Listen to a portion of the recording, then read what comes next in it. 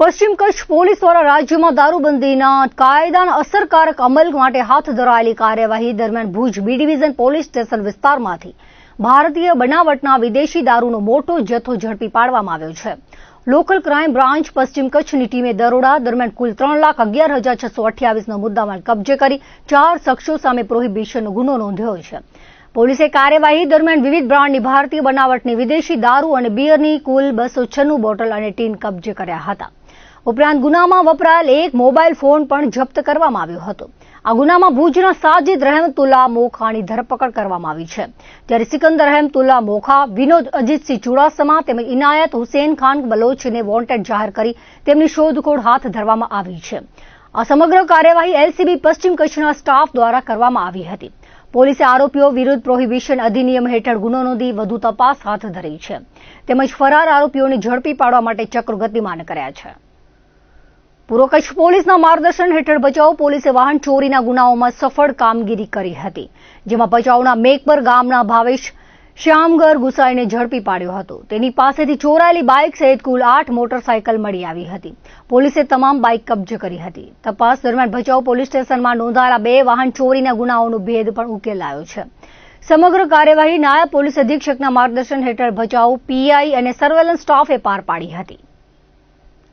અબડાસા તાલુકાના લાલા ગામમાં છેલ્લા 2-3 દિવસથી એક વાનરના આતંકને કારણે ગ્રામજનોમાં ભારે ભયનો માહોલ સર્જાયો છે. અચાનક ગામમાં આવી ચડેલા આ વાનર દ્વારા સ્થાનિક લોકો પર હિંસક હુમલાઓ કરવામાં આવી રહ્યા હોવાનું ગ્રામજનોએ જણાવ્યું છે.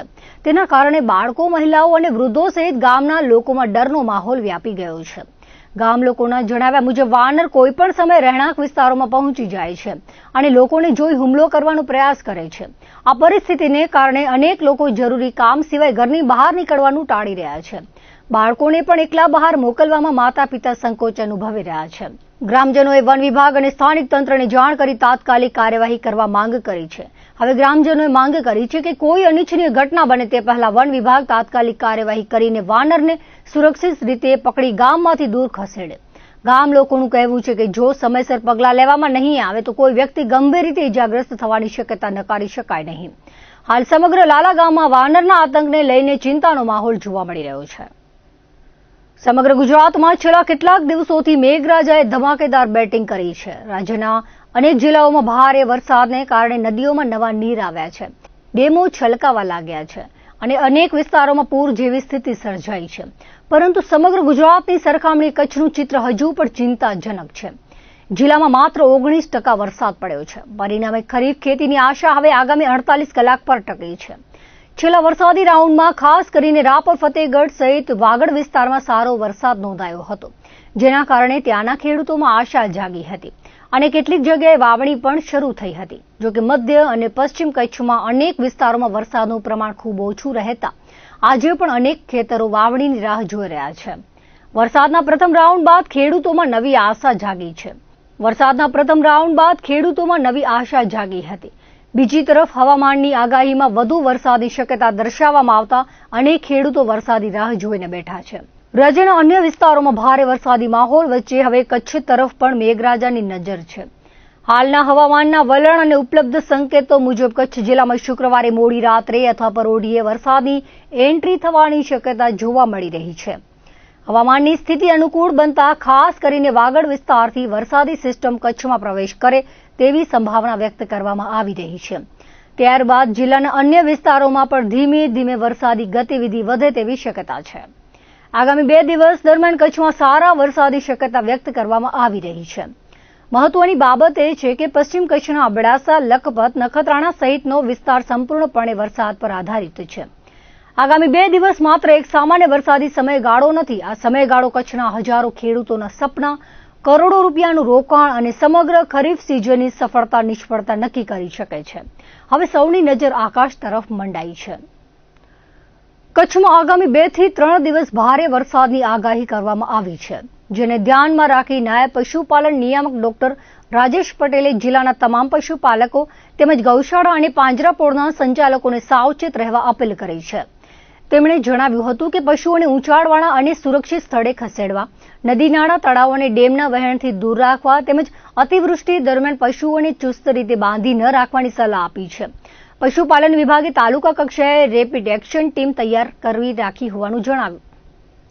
પશુપાલન વિભાગે તાલુકા કક્ષાએ રેપિડ એક્શન ટીમ તૈયાર રાખી હોવાનું જણાવ્યું હતું. તેમજ પશુઓ માટે જરૂરી દવાઓ અને રસીનો પૂરતો જથ્થો ઉપલબ્ધ રાખવામાં આવ્યો હોવાનું ઉમેર્યું હતું. પશુપાલકોને કોઈપણ પ્રકારની સહકારની જરૂર હોય તો મામલતદાર કચેરીનો સંપર્ક કરવા જણાવાયું હતું. હવામાન વિભાગ અને જિલ્લા વહીવટીતંત્ર તરફથી મળેલ સૂચના મુજબ આગામી 2 થી 3 દિવસમાં કચ્છ જિલ્લામાં ભારેથી અતિભારે વરસાદ અને અતિવૃષ્ટિ થવાની સંભાવનાના પગલે જિલ્લાના પશુપાલકો અને જિલ્લાની તમામ ગૌશાળા પાંજરાપોરોને અત્રેથી નિવેદન કરવામાં આવે છે કે આવી આકસ્મિક પરિસ્થિતિમાં આપણા પશુઓને ઊંચાણવાળી જગ્યા ઉપર ખસેડવા, પશુઓને અતિવૃષ્ટિ અને ભારે વરસાદમાં પશુઓને ખીલેથી બાંધવાની અને તેમને ખુલ્લા મૂકવા, કોઈપણ આકસ્મિક પરિસ્થિતિમાં આ પશુપાલકો નજીકની પશુ સારવાર સંસ્થા અથવા મામલતદાર કચેરીનો સંપર્ક કરવો તથા આપના પશુઓને ભારે વરસાદની પરિસ્થિતિમાં નદી, નાળા, કુદરતી વહેણ, તળાવ, ડેમની નજીક ન આવે તેની કાળજી રાખશો. જિલ્લામાં તાલુકા કક્ષાએ પશુપાલન વિભાગની રેપિડ એક્શન ટીમ તૈયાર કરવામાં આવેલ છે. તાલુકા કક્ષાએ પૂરતો દવાઓ અને રસીકરણનો જથ્થો ઉપલબ્ધ છે. રક્ષાબંધન પર્વ નજીક આવતા બજારોમાં રંગબેરંગી રાખડીઓની ખરીદી જામી છે. ત્યારે ભુજની ધન્વંતરી સ્કૂલના દિવ્યાંગ બાળકોએ પોતાના હાથે તૈયાર કરેલી રાખડીઓથી સૌનું ધ્યાન ખેંચ્યું છે. હિયરિંગ ઇમ્પેરમેન્ટ, ઇન્ટેલેક્ચ્યુઅલ ડિસેબિલિટી અને સેરેબ્રલ પાલ્સી ધરાવતા બાળકોએ પોતાની સર્જનાત્મકતા અને મહેનતથી હજારો રાખડીઓ બનાવી પ્રેરણાદાયક ઉદાહરણ પૂરું પાડ્યું છે. શાળાના વોકેશનલ ટ્રેનર હસ્મિતાબેને જણાવ્યું હતું કે શાળામાં વિદ્યાર્થીઓની સિઝન મુજબ વિવિધ હસ્તકલાની તાલીમ આપવામાં આવે છે. રક્ષાબંધનને ધ્યાનમાં રાખીને બાળકોને રાખડી બનાવવાની તાલીમ અપાઈ હતી. મે મહિનાથી શરૂ થયેલી આ કામગીરી દરમિયાન ઉનાળાના વેકેશનનો પણ સદુપયોગ કરીને બાળકોએ 2.5 થી 3 મહિનાની મહેનત બાદ અંદાજે 3000 થી 4000 રાખડીઓ તૈયાર કરી છે. બાળકો દ્વારા બનાવાયેલી રાખડીઓની કિંમત માત્ર 5 થી શરૂ થઈ 250 સુધી રાખવામાં આવી છે, જેથી દરેક વર્ગના લોકો તેને ખરીદી શકે. વિવિધ સંસ્થાઓ અને નાગરિકો પણ આ રાખડીઓ ખરીદીને બાળકોના પ્રયાસને પ્રોત્સાહન આપી રહ્યા છે. તેઓએ લોકોને અપીલ કરી છે કે વધુમાં વધુ લોકો આ દિવ્યાંગ બાળકો દ્વારા બનાવવામાં આવેલી રાખડીઓ ખરીદીને તેમના આત્મવિશ્વાસ અને સ્વાવલંબનના પ્રયાસને બળ આપે. બાળકોની આ સર્જનાત્મક પહેલ માત્ર રક્ષાબંધન ઉત્સવ જ નહીં પરંતુ આત્મનિર્ભરતા અને હિંમતનો પણ સુંદર સંદેશ આપે છે. અહીંયા બાળકો હરેક સિઝનનું કામ કરે છે, જેમાં બાળકોની કેટેગરી છે HI અને ID અને સેરેબ્રલ પાલ્સીના એટલા બાળકો અહીંયા હોય છે. અને એ બાળકોને અમે સિઝનનું શીખવાડીએ છીએ કે રાખડીની સિઝન આવે તો અમે રાખડીઓ બનાવીએ છીએ.